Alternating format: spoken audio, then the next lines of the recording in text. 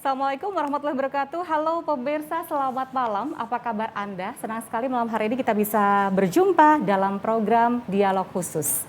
Apa kabar Kota Surabaya? Tampaknya warga masyarakat Kota Surabaya sedang bersiap-siap untuk menyambut hadirnya pemimpin baru. Wali Kota dan Wakil Wali Kota terpilih, Eri dan Armuji, nanti saat lagi akan dilantik dan juga meneruskan kebaikan sesuai dengan jargon mereka. Tapi seperti apakah kira-kira Kota Surabaya pasca Risma? Karena sosok Tri Risma hari ini cukup kuat dan kental dengan Kota Surabaya. Dengan berbagai kelebihan dan juga kekurangannya, dengan berbagai prestasi dan juga kritikan tajam di belakangnya. Tapi yang jelas kita akan membahasnya malam hari ini dan nanti akan bergabung bersama kami, yaitu ada Insinyur Haji Armuji MH. Beliau adalah Wakil Wali Kota Surabaya terpilih melalui aplikasi Zoom karena saat ini sedang masa pemulihan akibat virus COVID-19. Dan juga ada Pak Surokim Abdul Salam Sos MSI, beliau merupakan pakar politik UTM, serta yang ada di samping saya di studio ada Pak Ali Sahab SIP MSI, pakar politik Universitas Airlangga Surabaya. Tapi sebelumnya kita akan saksikan terlebih dahulu sebuah tayangan berikut ini.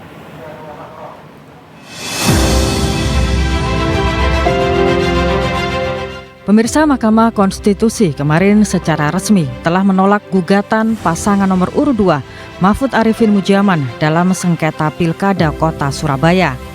Artinya pasangan nomor urut 1 Eri Cahyadi Armuji secara sah telah memenangkan Pilkada Kota Surabaya dan tinggal menunggu penetapan KPU. Eri Cahyadi Armuji akan melanjutkan pemerintahan Tri Risma hari ini Wisnu Saktibuwana yang secara resmi telah berakhir tanggal 17 Februari 2021 hari ini. Risma telah menanggalkan jabatan wali kota lebih dahulu setelah ditunjuk Presiden Jokowi menjadi Menteri Sosial sejak tanggal 22 Desember 2020 lalu. Tongkat pemerintahan pun dilanjutkan Wisnu Saktibuwana sebagai wali kota Surabaya meski hanya sebentar. Kini pasangan wali kota dan wakil wali kota Surabaya terpilih Eri Cahyadi Armuji tinggal menunggu pelantikan yang dijadwalkan akhir Februari ini. Banyak harapan yang disandarkan kepada pasangan RJ untuk bisa terus melanjutkan pembangunan di kota Surabaya. Eri Cahyadi Armuji digadang-gadang bisa menjadi pasangan yang saling mengisi, bisa saling berbagi tugas dan bisa saling memberikan kepercayaan. Selama 10 tahun terakhir, keberhasilan pembangunan di kota Surabaya seakan tak lepas dari sosok Tri Risma hari ini. Gaya kepemimpinannya yang terkesan one man show membuat peran wakilnya tak terlihat. Inilah yang harus diperhatikan pasangan Eri Cahyadi Armuji dalam memimpin kota Surabaya ke depan. Setidaknya keduanya bisa saling mengisi dan saling berbagi tugas untuk kemajuan kota Surabaya. Kepemimpinan kota Surabaya pasca Risma diharapkan lebih kompatibel dengan karakter kepemimpinan areknya, yakni egaliter, toleran, terbuka, demokratis, mau menerima perbedaan dan masukan, memiliki semangat kebersamaan dan solidaritas tinggi, gotong royong, pemberani, apa adanya, informal dan tidak ribet atau birokratis. Pemimpin Surabaya pasca Risma harus mampu merevitalisasi model dan gaya kepemimpinan arek.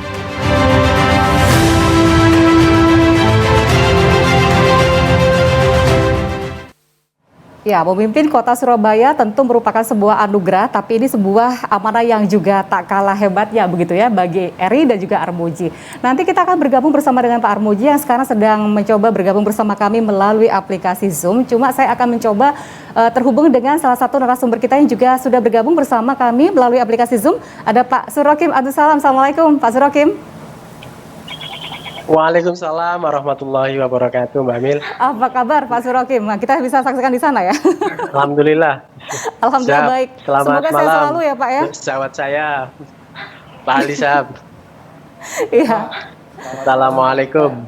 Waalaikumsalam warahmatullahi wabarakatuh. Pak Surokim, kita sambil menantikan Pak Armuji bergabung bersama kami. Kalau Pak Surokim melihat saat ini wali kota dan wakil wali kota Surabaya terpilih ini punya pekerjaan rumah besar apa saja yang paling utama yang harus mereka lakukan ketika nanti sudah dilantik sebagai wali kota dan wakil wali kota Surabaya? Ya, tentu saja pekerjaan yang tidak ringan, bahkan bisa saya katakan super berat ya. Karena situasinya memang situasi pandemi di mana semua orang sedang beradaptasi untuk masuk ke situasi new normal. kian kompleks, kian rumit, kian volatile, kian ambigu, ya situasinya memang seperti itu dalam masa pandemi ini, sehingga di dalam konteks seperti itu memang kepemimpinan yang responsif, jadi kepemimpinan yang gerak cepat gitu itu sangat dibutuhkan. Nah, sementara hal-hal seperti itu biasanya halo, ya, suara saya bisa didengar? Sangat terdengar bisa, dengan ya? jelas, ya. Oke. Jadi dalam situasi seperti itu kepemimpinan yang responsif, yang akseleratif menurut saya sangat penting. Progresivitas itu sangat penting karena masalah datang silih berganti, cepat dan tidak berpola. Dan itu yang dihadapi oleh hampir semua kepala daerah di Indonesia saat ini. Dan masyarakat menaruh harapan kepada pemimpin-pemimpin baru itu. Kalau kita mau jujur, kenapa pilkada kemarin yang serentak itu hampir sebagian besar pemilih-pemilih milenial yang terpilih, itu salah satunya karena sebenarnya pemilih Indonesia sudah mulai rasional. Mereka menginginkan pemimpin-pemimpin yang bisa gesit, bisa bertindak cepat, bisa progresif, paling tidak bisa mengurai permasalahan di masa pandemi ini. Nah, saya pikir konteks itu yang ini sedang dihadapi, mungkin tidak hanya bagi Pak Eri Cahyadi dan Pak Armuji, tapi juga kepala-kepala daerah lain di seluruh Indonesia yang terpilih. Jadi menurut saya tidak ada cara lain jika ingin kemudian menangkap aspirasi, keinginan pemilih, ya jadilah pemimpin-pemimpin yang responsif, yang bisa bergerak cepat menjemput permasalahan-permasalahan itu yang kemudian dicarikan solusi terbaiknya. Kalau melihat karakter kedua orang ini, apakah memang tampaknya itu bisa menuju ke arah sana, menjawab tantangan tersebut nih Pak? Kalau dilihat dari usianya, kita semua tahu Mas Eri milenial ya. Ya, jadi saya punya harapan karena dengan usia mungkin yang relatif muda, ya energinya tentu saja diharapkan jauh lebih fresh, jauh lebih jauh lebih akseleratif untuk bertindak dengan cepat tadi itu. Lalu didampingi oleh Pak Armuji yang juga punya pengalaman cukup panjang ya, di parlemen ya, di DPRD Kota Surabaya. Tentu menurut saya ya, bagi saya ini sudah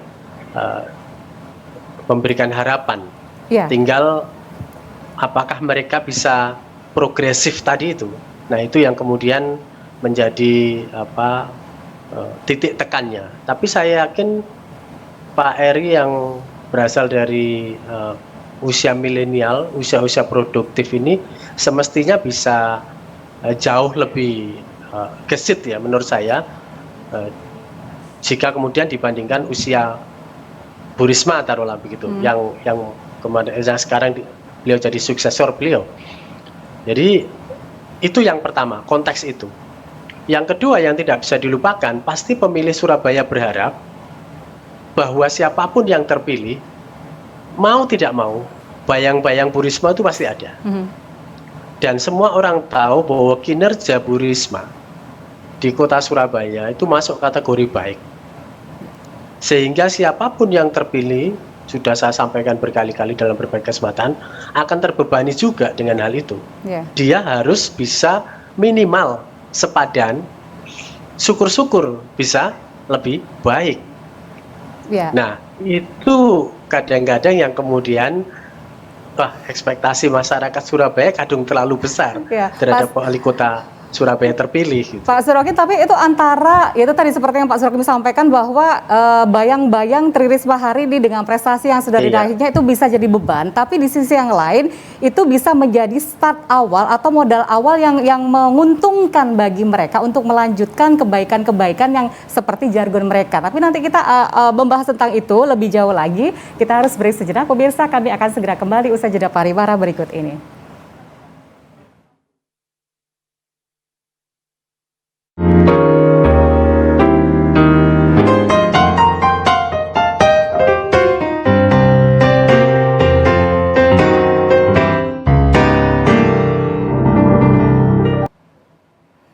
kasih pemirsa, Anda masih bergabung bersama kami dalam dialog khusus Surabaya Pasca Risma. Itulah tema kita dan tentu kita melihat ada optimisme dan harapan dari kita semua sebagai warga masyarakat Kota Surabaya dengan pemimpin yang baru nanti. Nah, kira-kira seperti apa tanggapan dari masyarakat? Kita akan saksikan bersama-sama. Kalau saat ini adalah pelantikan Wali Kota baru Surabaya 2021, maka harapan saya adalah yang pertama berkaitan dengan birokrasi. Jadi birokrasi yang sudah ada yang dianggap lebih progresif, yang ditinggalkan oleh periode Bu Risma itu tetap dipertahankan atau malah lebih baik lagi. Kemudian yang kedua, masih masalah klasik yang harus ditangani yaitu mengenai banjir. Dan yang ketiga adalah yang terpenting ketika Surabaya sudah menjadi kota perdagangan, kemudian menjadi rujukan dari pemerintahan kota-kota yang lain, maka itu harus dipertahankan. Dalam rangka ketika dia memberikan akses untuk kemudahan investasi, kemudian yang kedua adalah termasuk sebagai lintas perdagangan oleh wilayah-wilayah di kota-kota di wilayah Indonesia Timur, maka itu harus dipertahankan. Karena Surabaya adalah selain sebagai pusat pemerintahan dan juga pusat perdagangan. Mungkin hanya 3 itu saja yang menjadi fokus utama yang diharapkan juga dijadikan agenda utama, dijadikan program kerja utama bagi Wali Kota Surabaya terpilih.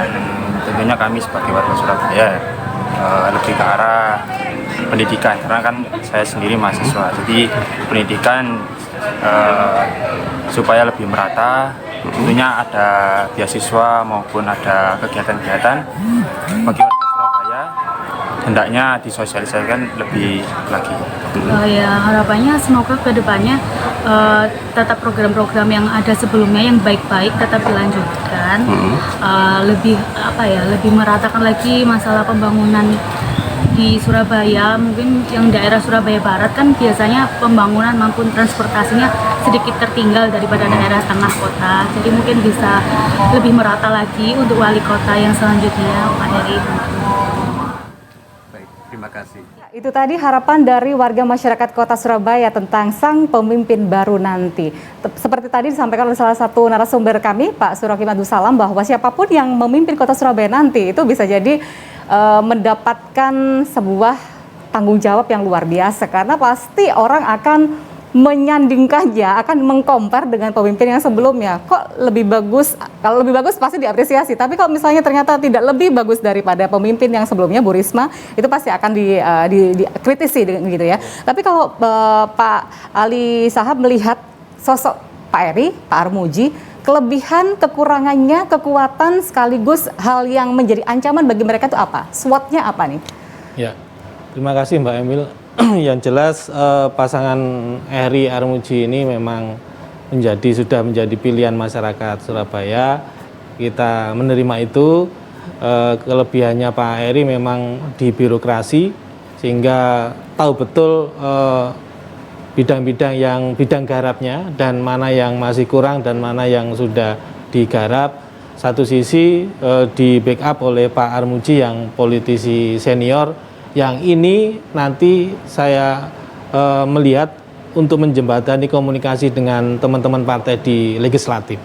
Yang tadi mungkin harapannya kan jangan mengulang seperti yang sebelum-sebelumnya, bahwa komunikasi dengan legislatif juga kurang baik, lalu dengan wakilnya juga kurang baik gitu. Tapi kalau misalnya berkaca dari yang sebelumnya antara Bu Risma dengan Pak Wisnu Saktibuwana, komunikasi dengan legislatif kurang baik, padahal itu juga gabungan antara birokrat, Bu Risma birokrat, kemudian Pak Wisnu adalah seorang politisi, tapi ternyata komunikasi dengan legislatif kurang baik. Berarti ada sesuatu di sana. Itu yang bisa dijadikan pelajaran bagi Eri Armuji apa nih? Betul. Ya walaupun backgroundnya sama, birokrat sama politisi, tapi setting konteksnya beda, Pak. Artinya bagaimana relasi antara wali kota dan wakil yang sebelumnya itu memang sejak awal diindikasikan tidak harmonis, dan memang Pak Wisnu Sakti pengen juga maju untuk menjadi wali kota pada saat itu ya. Pada saat itu, sehingga wajar ini menjadi friksi. Nah, hal ini kan beda dengan Pak Armuji yang dimana Pak Armuji dalam hal ini sebagai walaupun politisi senior, beliau mau menjadi wakil wali kota. Artinya selain kedepannya pun harapannya dengan komposisi ini bisa sampai selesai. Nah, yang membedakan dengan wakil sebelumnya Pak Wisnu Sakti, mungkin Pak Armuji dengan yang senior ini kemungkinan untuk menjadi wali kota kan mungkin tidak gitu, sehingga ini yang menjadi peredam bagi hubungan relasi antara wali kota dan wakil wali kota sekarang. Komposisi antara birokrat sebagai wali kota, kemudian politisi sebagai wakil wali kota, ini di satu sisi itu bisa saling menguntungkan jika mereka bisa bekerja sama, berkomunikasi, koordinasi dengan baik. Betul. Tapi di sisi yang lain ini bisa juga jadi sebagai ancaman juga bagi mereka berdua, kepemimpinan mereka berdua. Ketika misalnya kita lihat Pak Armuji kan politisi senior tuh di PDIP, pasangan ini diusung oleh parpol PDIP sebagai parpol utama. Sehingga peranan dari partai politik kan dalam menentukan arah kebijakan ke depannya seperti apa itu kan juga ditentukan oleh wakilnya. Ini gimana menurut Bapak? Kalau menurut saya memang agak beda karakternya dengan sebelumnya. Satu sisi yang sekarang itu komunikasi dengan keseniorannya itu bisa meredam konflik internal di PDIP khususnya Surabaya itu. Nah, justru yang menjadi tantangan komunikasi dengan partai lain di DPR itu. Kalau memang nanti setiap kebijakan posisinya seperti waktu pilkada kemarin, ini ya agak berat gitu kan. Ini justru bisa menyandera setiap kebijakan wali kota ke depan. Gitu. Ketika misalnya ini ya kita tidak ingin seperti wali kota atau bupati di beberapa daerah, misalnya kayak di Jawa Timur dulu ada Bu Ratna, Banyuwangi itu bagaimana diusung partai kecil tapi menang, tapi akhirnya setiap kebijakan cenderung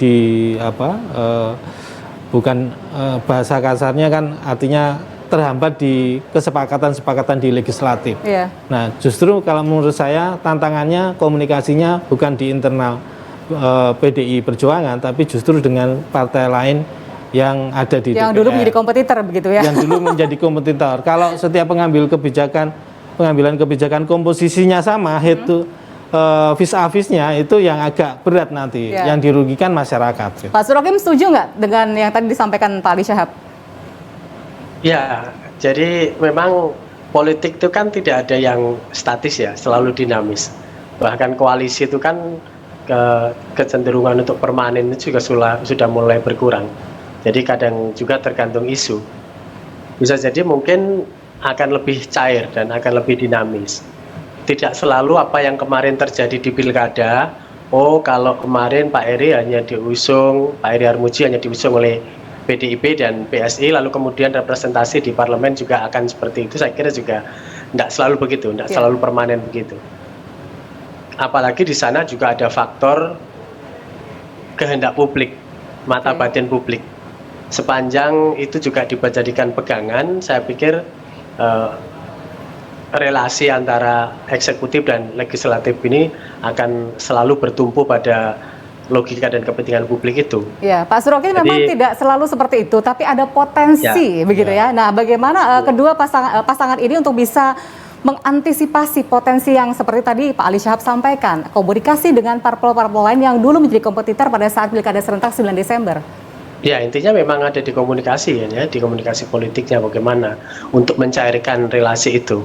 Karena betapapun di sana kan juga ada instruksi partai, ada kepanjangan fraksi dan lain-lain. Jadi saya kira saya sepakat dengan Mas Ali ya.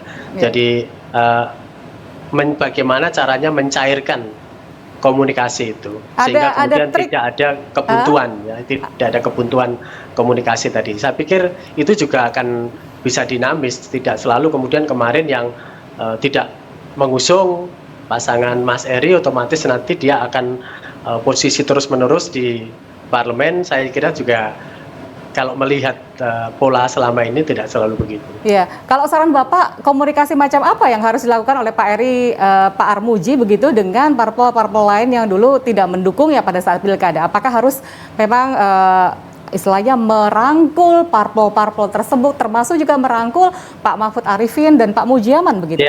Ya saya kira setuju itu sebagai legasi baru juga. Jadi menciptakan politik yang adem supaya kemudian ada komunikasi elit dulu. Karena saya percaya bahwa kalau elitnya itu legowo, pasti pengikutnya akan juga legowo. Jadi kita kalau melihat pengalaman Pilpres kemarin itu jangan terlalu berharap bahwa rekonsiliasi di voters itu akan mudah kalau elitnya tidak mau. Tapi kalau elitnya mau, maka rekonsiliasi di pemilih, di voters itu lebih gampang. Maka kemudian perlu ya politik bermartabat itu. Kalau saya boleh menyarankan, silaturahim politik itu harus dilakukan di hari-hari seperti ini sampai menjelang pelantikan. Bila perlu, kalau kemudian semua bisa menjadi legowo, taruhlah Pak Eri dan Pak Armuji bisa silaturahim ke Pak Mahfud Arifin dan Pak Mujiaman begitu. Pak Nanti Surokim kemudian atau Pak sebaliknya akan begitu sehingga kemudian ini akan menciptakan istilahnya rekonsiliasi elit tadi itu. Nah, dengan demikian akan lebih smooth nanti perjalanan ke belakangnya. Jangan sampai kemudian kita belajar dari Pilpres di mana kemudian kubu itu semikian sangat dan tidak bisa mencair bertahun-tahun. Saya pikir Surabaya harus bisa keluar dari itu. Dan saya sangat berharap elit-elit yang ikut kontestasi kemarin bisa menunjukkan kedewasaan berpolitik seperti itu. Nah, ini kedewasaan berpolitik masyarakat Surabaya bisa dijadikan contoh. Iya, kedewasaan berpolitik termasuk komunikasi dengan parpol-parpol yang dulu menjadi kompetitor. Ini harusnya kita tanyakan langsung kepada Pak Armuji, apakah itu sudah dilakukan langkah-langkah menuju ke sana atau seperti apa? Lantas strategi apa yang dilakukan untuk bisa merangkul siapapun yang ada di kota Surabaya, termasuk para parpol yang dulu sempat tidak mendukung, kemudian juga termasuk pasangan calon yang lain, Pak Mahfud Arifin dan Pak Mujiaman, apakah akan dirangkul seperti apakah? Harusnya tanya kepada Pak Armuji atau Pak Eri. Cuma memang kami sudah mengundang Pak Eri maupun Pak Armuji, dan Pak Armuji berjanji akan bisa berkomunikasi kami bersama dengan kita semua melalui aplikasi Zoom. Tapi karena memang beliau saat ini sedang dalam masa pemulihan, kita masih mencoba berkomunikasi untuk tersambung bersama dengan Pak Armuji untuk bisa menjawab pertanyaan-pertanyaan menggelitik dari kita sebagai warga masyarakat Kota Surabaya. Kita akan nanti mencoba berkomunikasi lagi dengan beliau, tapi kita harus break sejenak. Kami kembali usai jeda pariwara berikut ini.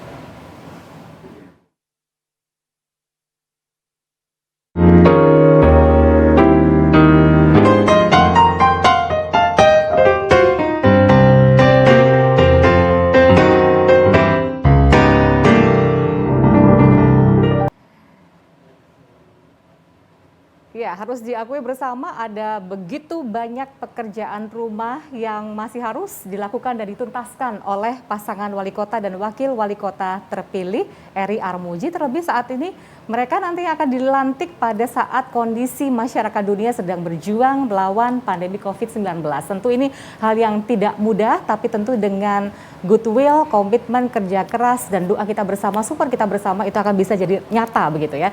Nah, selain tadi masalah tantangan yang dihadapi adalah komunikasi dengan parpol lain. Meskipun itu bisa dimentahkan ketika mereka bisa menjalin komunikasi dengan baik dengan parpol-parpol lain. Tantangan yang lain apalagi yang bisa jadikan catatan bagi Pak Eri dan Pak Armuji? Ya, dengan kondisi COVID ini Mbak, itu menguji kapasitas leadership dan manajemen kepala daerah. Jadi ketika kepala daerah tidak bisa beradaptasi dengan cepat, ya nanti akan kesulitan dan tertatih-tatih menangani kondisi seperti ini. Belum lagi nanti dampaknya Surabaya sebelum COVID ini pun isu yang masih banyak diharapkan masyarakat itu terkait dengan pengentasan kemiskinan dan penciptaan lapangan baru. Nah, kondisi ini ditambah lagi perparah dengan kondisi ketika pandemi ini, banyak yang di PHK dan lain-lain, sehingga semakin menguatkan dua isu utama itu kalau menurut saya. Itu jadi kemiskinan dan penciptaan lapangan kerja baru itu menjadi tantangan Pak Eri dan Pak Armuji untuk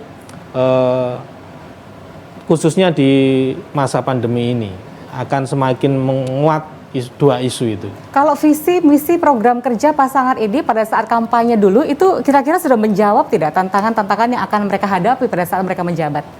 Ya, kalau dari visi misi program itu sudah tergambarkan, tapi kan masyarakat melihatnya realitasnya gitu kan. Ketika apa yang dirasakan atau dari programnya belum bisa dirasakan, ya masyarakat belum bisa menilai itu gitu kan. Okay. Sehingga jangan sampai itu hanya menjadi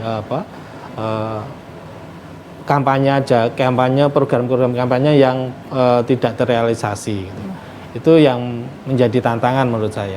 Ya, ini ada beberapa proyek di Surabaya yang ternyata masih mangkrak begitu ya, dan ini bisa jadi catatan dan pekerjaan rumah bagi Pak Eri dan juga Pak Armuji. Kalau misalnya seperti mangkraknya beberapa proyek pembangunan Pemkot Surabaya yang nilainya miliaran rupiah ini nanti memang harus jadikan istilahnya yang utama mereka kerjakan ketika dilantik, atau tunggu dulu karena kita masih di masa pandemi sehingga masalah kesehatan, penciptaan lapangan kerja baru dan kemiskinan itu yang harus diutamakan dulu, atau proyek-proyek yang mangkrak dulu ini? Dengan kondisi COVID ini pasti banyak anggaran yang dialihkan untuk penanganan COVID, itu satu. Yang kedua untuk penggerakkan ekonomi masyarakat ini, sehingga masyarakat biar tidak resah dengan kondisi, tidak putus asa dengan kondisi COVID seperti ini. Itu yang kalau dengan infrastruktur yang mangkrak itu saya kira kemungkinan masih dipending, Pak. Dengan kondisi seperti ini, anggaran kemarin yang disahkan walaupun naik sedikit 9,8 triliun itu kemungkinan ya lebih fokus ke penanganan COVID gitu. Untuk infrastruktur saya kira agak dipending dulu gitu. Tidak menjadi prioritas utama terlebih dahulu pada saat ini. Misalnya kemangkrakannya juga sudah cukup lama, seperti halnya Terminal Kedung Coek ya, sudah hampir 10 tahun ternyata masih mangkrak dan itu ada potensi korupsi di dalamnya. Ini apa yang harus dilakukan? Karena kalau dibiarkan mangkrak maka potensi korupsi bisa akan semakin nyata. Ya, beberapa memang ada catatan tentang kepemimpinan Bu Risma, termasuk program-program yang mangkrak, Kedung Coek itu, terus yang Pasar Turi gitu kan, lalu terkait dengan ini yang isu yang substansi yang terkait dengan kemiskinan, penciptaan lapangan kerja baru, yang lainnya terkait dengan isu-isu high political issue yang terkait dengan misalnya di Surabaya ini kan isu konflik tanah kan juga besar. Bagaimana misalnya kita taruh yang di Surabaya itu Surabaya Barat misalnya terkait dengan Waduk Sepat, itu sejak Bu Risma menjabat juga belum bisa teratasi, dan itu terkait dengan pengembang besar gitu kan. Nah masalahnya berani nggak mengatasi itu gitu. Akhirnya ya ujung-ujungnya masyarakat yang dirugikan. Oke. Ya, dan itu catatan yang sangat penting bagi Pak Eri dan juga Pak Armuji. Kami berharap Pak Eri dan juga Pak Armuji bisa menyimak perbincangan kami, dan kami terus mencoba untuk berkomunikasi dengan beliau agar bisa langsung menyampaikan kira-kira apa nih what next yang akan dilakukan untuk kota Surabaya tercinta. Karena jargon mereka meneruskan kebaikan, tentu kita harus tahu kebaikan-kebaikan mana yang akan diteruskan dan mana yang tidak akan diteruskan dan mana yang akan lebih ditingkatkan lagi. Nah, saya ke Pak Surokim Abdussalam. Pak, kalau melihat karakter atau gaya kepemimpinan Bu Risma, ada yang banyak yang menyampaikan bahwa beliau itu cenderung one woman show gitu ya. Kalau cowok kan one man show. Kalau beliau lebih one woman show. Jadi lebih menonjolkan dirinya sebagai seorang pemimpin begitu ya. Karakter yang semacam ini sebenarnya itu seberapa besar perannya terhadap capaian-capaian yang sudah dilakukan oleh Bu Risma sebagai wali kota Surabaya, atau justru sebenarnya ini memang karakter yang diciptakan untuk membranding beliau sebagai seorang kepala daerah? Iya, jadi masyarakat kota Surabaya itu kan masyarakat yang low contact politik. Jadi yang masyarakat yang sukanya itu lugas gitu aja. Lugas apa adanya, istilahnya kalau orang Surabaya bilang itu blokosuto itu. Dan kalau dilihat pola selama ini, bagaimana opini publik, respon masyarakat, lalu kemudian cara masyarakat menanggapi selama ini konflik yang terjadi, serangan-serangan terhadap Bu Risma, itu relatif tidak terlalu bisa kuat karena orang melihat Bu Risma ini sungguh-sungguh bekerja. Jadi istilahnya orang Surabaya itu kerja temenan gitu. Nah, saya tahu Pak Eri mengikuti Bu Risma ini sudah puluhan tahun. Jadi tahu persis Pak Eri bagaimana kinerja Bu Risma. Beliau berangkat dari rumah jam 4 pagi. Nah, makanya saya gojologi juga beliau-beliau yang terpilih itu. Bu Risma itu berangkat ke kantor jam 4 pagi, di mobilnya ada berbagai peralatan pendukung ya, bahkan ada sapu penyapu jalan raya itu juga ada di sana. Dan tidak segan beliau juga kadang-kadang mengatur lalu lintas kalau terjadi sesuatu yang beliau temui selama menuju perjalanan ke kantor. Nah, itu minimalis begitu, itu ditangkap pesan oleh masyarakat sehingga banyak juga kemudian empati yang masyarakat berikan ketika kemudian Bu Risma itu mendapat kritik gitu. Jadi gaya kepemimpinan yang semacam ini menurut Bapak memang cocok digunakan ya. di Surabaya begitu ya? Lugas begitu. Jadi itu harus diteruskan oleh Pak Eri, Pak Armuji atau gimana nih Pak? Atau ya, sesuai aja dengan karakter mereka berdua? Style. Pasti ada perbedaan style. Namanya orang juga punya bakat, kompetensi dan kemampuan sendiri-sendiri. Tapi benchmark itu yang nggak bisa dilupakan bahwa memang gampang ya meneruskan kebaikan Bu Risma, artinya yang baik-baik diteruskan, yang tidak baik tidak diteruskan. Tapi implementasinya jelas pasti rumit karena ekspektasi masyarakat. Saya tuh punya data survei tentang Bu Risma itu, datanya itu kadang-kadang sungguh aneh. Kepala daerah itu yang berhasil di Jawa Timur itu rata-rata 76% tingkat kepuasannya itu. Semisal Pak Bupati Anas ya, Banyuwangi yang level nasionalnya juga cukup bagus. Tapi Bu Risma itu dihantam pandemi, dikena berbagai macam cobaan macam-macam, angkanya justru terus naik di masa pandemi. Padahal pandemi Surabaya juga menurut saya ya tidak terlalu bagus-bagus amat kan ya. Bahkan di Jawa Timur termasuk jadi sorotan. Tapi tingkat kepuasan masyarakat terhadap kinerja Bu Risma di atas 80%. Nah, ternyata setelah saya dalami, yang menyelamatkan beliau itu ya kesungguhan bekerja keras itu. Jadi menurut saya itu yang harusnya kemudian menjadi catatan baik oleh Mas Eri maupun Pak Armuji, bahwa tetaplah fokus bekerja sekeras-kerasnya menurut saya. Ya, masyarakat menilai kesungguhan bekerja keras itu dari apa nih dari sosok Bu Risma agar nanti bisa dijadikan inspirasi bagi pasangan yang terpilih begitu ya? Apakah dari misalnya marah-marahnya ketika fasilitas umum dirusak misalnya seperti itu, atau nangis-nangisnya, atau nyapu-nyapu jalannya, di sisi yang mana nih yang bisa di istilahnya jadi inspirasi bagi pemimpin selanjutnya?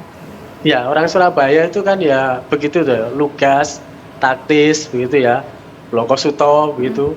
Jadi kan bisa dirasakan antara ini pencitraan, apakah ini sungguh-sungguh bekerja. Itu netizen terutama ya Surabaya itu tahu persis itu mana yang berpura-pura dan mana yang tidak. Dan tentu kita semua tahu bahwa Bu Risma juga bukan tipe pemimpin yang tanpa celah. Pasti yang namanya pemimpin pasti ada kelemahan. Nah, menurut saya kata inti yang ingin saya soundingkan kembali kepada Mas Eri maupun Pak Armuji ya, tipikal kesungguhan bekerja keras itu jangan sampai hilang membangun kota ini. Karena itu yang selama ini menjadi penyelamat Bu Risma. Jadi warga masyarakat Surabaya itu sangat memberikan support kalau kemudian pemimpinnya itu bertipikal pekerja keras seperti itu. Apalagi Surabaya ini sangat heterogen. Kepentingan-kepentingan yang bermain di kota Surabaya juga luar biasa. Dan tipikal-tipikal pemimpin yang seperti pekerja keras Bu Risma begitu itu dalam banyak hal menurut pendapat saya cukup menyelamatkan terkait dengan kinerja beliau. Baik, karena terima kasih. Contoh saja, penanganan COVID itu di Surabaya juga tidak excellent. Ya, kategori biasa ya, biasa saja, sama dengan daerah-daerah lain. tetapi di daerah lain bisa mendapatkan respon turun, tapi di Surabaya bisa tetap mendapatkan apresiasi. Bahkan berkali-kali zona merah di Surabaya itu, tapi respon publik masih positif. Saya juga bingung, ini ada apa sebenarnya dengan Jadi perlu diteliti lebih jauh lagi begitu ya, agar bisa jadi inspirasi bagi siapapun yang akan jadi kepala daerah nanti. Seperti Bu Risma membuka kantor di depan balai kota, lalu kemudian menerima tamu full time, yang menunjukkan kepada masyarakat Surabaya bahwa ibu kita ini enggak santai-santai ternyata ya. Dia bekerja 24 jam untuk warganya. Lalu marah-marah juga. Ya namanya marah-marah di mana-mana ya pasti menimbulkan orang yang tidak empatik, tapi justru marah-marahnya Bu Risma itu di Kota Surabaya. Nanti ini Pak Eri, Pak Armuji tetap harus mempertahankan marah-marahnya Bu Risma atau gimana? Nanti jawab nanti ya Pak ya. Begitu. Kita harus break sejenak. Saya berharap kita akan bisa langsung bergabung bersama dengan Pak Eri atau Pak Armuji begitu ya.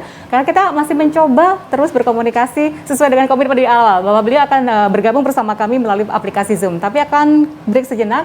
Kami akan kembali usai pariwara berikut ini.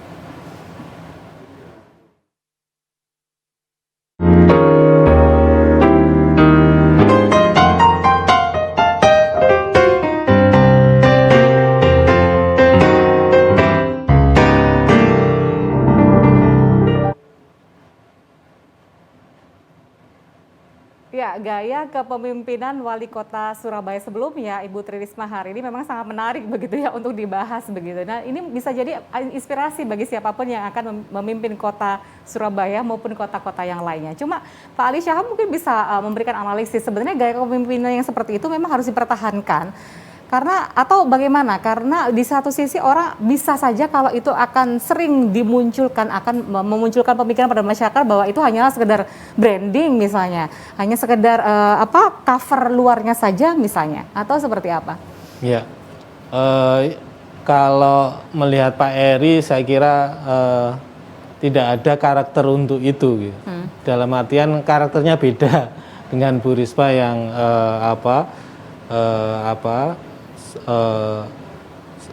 tadi sering marah-marah gitu kan, dalam artian pengen untuk perbaikan fasilitas publik dan lain-lain gitu. Kalau saya melihat Pak Eri ini lebih kalem justru gitu. Justru mungkin ciri khasnya Pak Eri untuk meneduhkan gitu kan. Selain bagaimana beliau harus merangkul partai-partai politik itu. Tapi poinnya ketika wali kota itu mendapatkan kekuasaan, kewenangan itu justru itu yang harus dimainkan gitu. Bukan dalam artian marah-marah. Kalau marah-marah terus nanti darah tinggi, Pak. Artinya imunitas menurun ya. Imunitas menurun. Wali kota itu kan punya kewenangan, kekuasaan untuk menentukan kebijakan, sehingga itu yang perlu dilakukan gitu. Misalnya di jalan ini tidak boleh ada kabel apapun misalnya biar indah gitu. Ya itu tidak usah perlu marah-marah ke developer atau apa gitu atau provider gitu kan. Cukup dengan menentukan di balik meja menentukan kebijakan bahwa tidak boleh ada kabel di jalan ini supaya biar nampak indah. Nah, artinya itu yang menurut saya kalau ke depan perlu ditingkatkan gitu kan.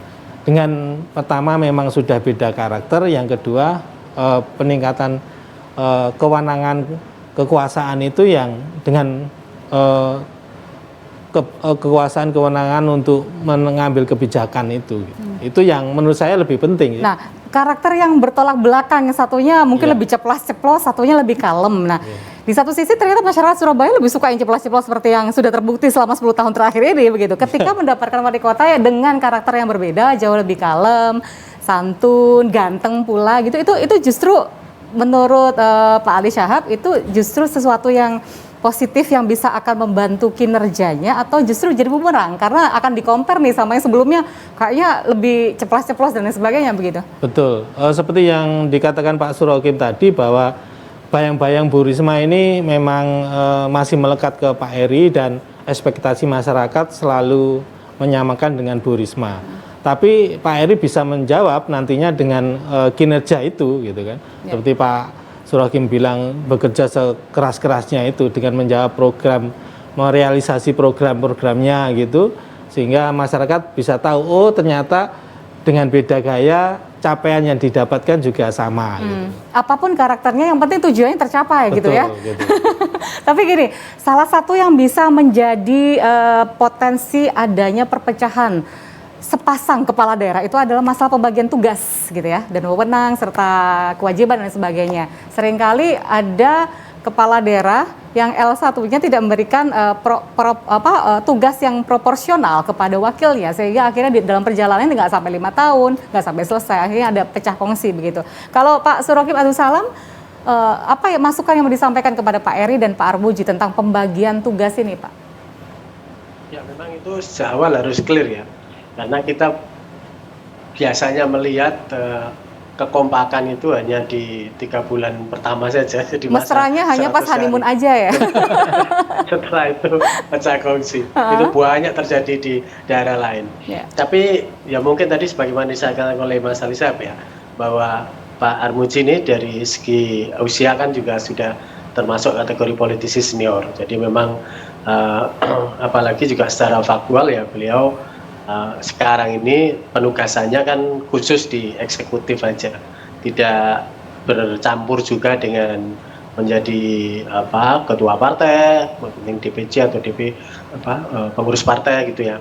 Jadi bisa fokus sebenarnya beliau ke arah sana untuk mendampingi Pak Eri. Memang saya tidak kemudian meminta bahwa Pak Eri harus identik dengan Bu Risma, tidak. Tapi virtunya saja, semangatnya saja yang diambil.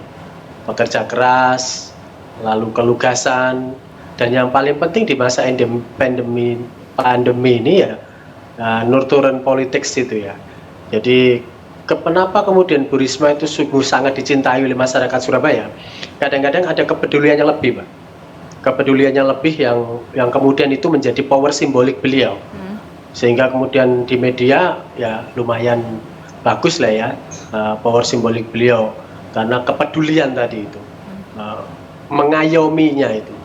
Jadi nurturen politik di era pandemi itu menurut saya ya layak kemudian tetap kemudian harus diperhatikan. Tidak hanya kemudian pendekatan yang sifatnya formal, hanya bekerja keras, tapi pemihakan itu juga harus lebih konkret ya. Seperti Bu Risma, bagaimana Bu Risma itu pemihakannya kepada kaum papa ya istilahnya. Kaum duafa, masakin, wal mustadafin itu juga cukup terbaca oleh publik. Jadi memang di sini ada power simbolik, ada power faktual yang memang harus disinkronkan. Dan menurut saya Mas Eri harus juga bisa ya tidak meniru paling tidak ya, tapi juga tidak melihat semangat itu bahwa Bu Risma bisa mengcombine antara faktual powernya dengan simbolik powernya dengan baik untuk tadi itu khususnya menyangkut dukungan publik, karena bagaimanapun juga yang namanya opini publik terhadap kinerja itu pasti diukur, di tracing dari waktu ke waktu. Dan kita semua tahu bahwa netizen Surabaya termasuk yang kategori kritis ya, dan itu juga bisa selama ini menjadi dalam tanda kutip dukungan terhadap Bu Risma. Kembali ke masalah pembagian tugas, Pak. Kalau masalah pembagian tugas harusnya apa yang memang Pak Eri yang berwenang untuk membagi tugas apa saja yang akan diberikan kepada sang wakil dan mana yang menjadi tugas dari wali kota. Kalau menurut kacamata Bapak ini harusnya seperti apa? Proporsionalnya seperti apa? Agar tidak memunculkan friksi di kemudian hari. Iya, dalam konteks kepemimpinan modern saya pikir pendekatan tidak cukup ya hanya dengan pembagian kewenangan berdasarkan formalisme itu. Justru perbaikan komunikasi kedua belah pihak itu penting. Intensitas komunikasi kedua belah pihak penting. Selama ini cekcok itu terjadi antara kepala daerah dan wakil kepala daerah itu karena macetnya komunikasi. Ya hampir sama problemnya dengan relasi dengan DPRD kan itu. Sepanjang komunikasi itu cair, penugasan itu bisa smooth begitu ya. Intinya frekuensi hatinya ketemu, saya rasa ya akan lebih memudahkan ya. Perlu dibikin semacam kayak tidak sekedar tadi itu bahwa sesuai dengan wewenang undang-undang wali kota kewenangannya ini, wakil wali kota kewenangannya seperti ini.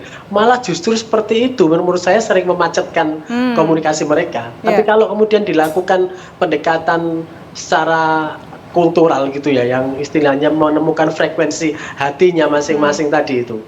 Malah biasanya justru lebih cair begitu-begitu itu. Pak Eri tidak sedang berkontestasi taruhlah begitu, tidak sedang berkompetisi dengan Pak Armuji. Demikian juga Pak Armuji tidak sedang mungkin memberi ancaman terhadap Pak Eri. Nah itu kan juga tidak ada di dalam aturan regulasi. Itu kan adanya di hati masing-masing. Nah menurut saya frekuensi itu yang penting karena regulasi sudah jelas pembagian kerja wali kota seperti ini, wakil wali kota seperti ini. Tapi tidak cukup dengan itu, harus kemudian ada pendekatan-pendekatan yang sifatnya kultural tadi supaya kemudian frekuensi hatinya lebih ketemu. Dan saya mengamati ya bagaimana pola-pola yang selama ini terjadi dalam relasi Mas Eri dan Pak Armuji. Saya kira kok beliau berdua rasa-rasanya tahu betul bagaimana menyamakan frekuensi itu. Ya, tahu betul menyamakan frekuensi itu belum berarti bisa melakukan itu. Tapi yang kita nanti akan jawab nanti, kita harus break sejenak. Pemirsa, kami akan segera kembali usai jeda pariwara berikut ini.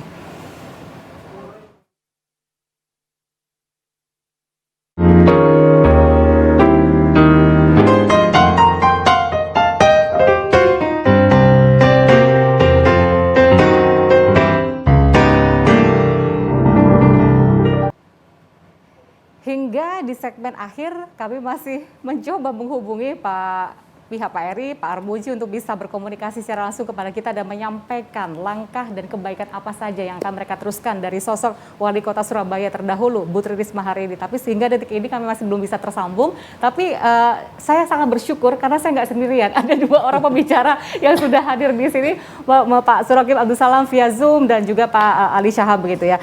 Kalau melihat tadi komunikasi memang jadi kunci utama dari apapun yang akan dilakukan oleh kedua pemimpin Surabaya tersebut. Tapi kalau melihat Pak Armuji kan sosok politikus senior gitu ya. Memungkinkan juga itu tetap akan istilahnya dalam tanda kutip ya ngalah terhadap wali kota yang dia dari kalangan birokrat begitu Pak. Pak Surakim.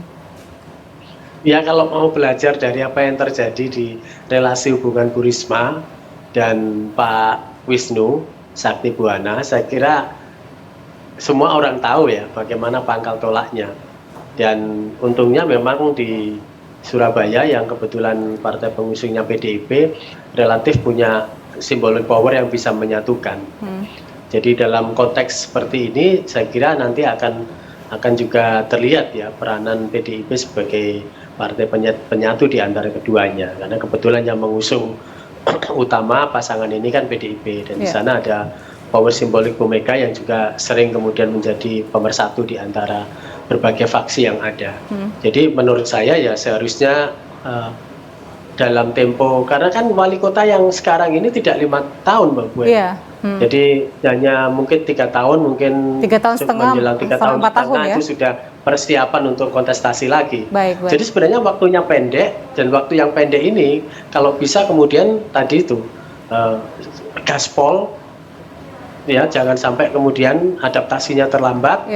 Progresivitasnya oke, kinerjanya oke, dan jangan sampai kemudian mematik fiksi-fiksi tadi sebagaimana disampaikan Mas Ali, justru gaduh.